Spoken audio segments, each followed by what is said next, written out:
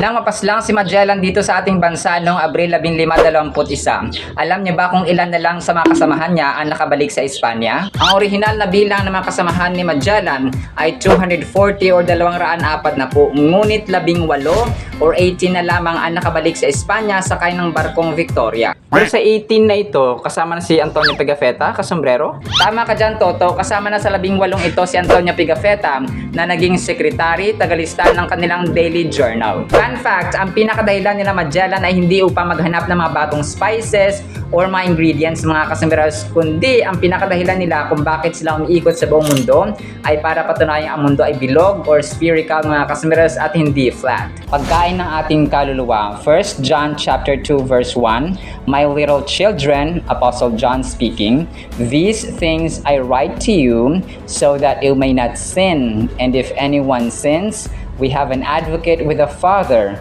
Jesus Christ the righteous. Sa Tagalog, mga anak, isinusulat ko ito sa inyo upang huwag kayong magkasala.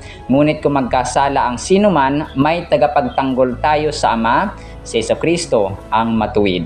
1 John chapter 2 verse 1. Ibigin natin ang Diyos ng buong puso, lakas, kaluluwa at isipan at ang ating kapwa-tao gaya ng ating sarili. Yan ang kaalaman at katotohanan ng dapat na alam.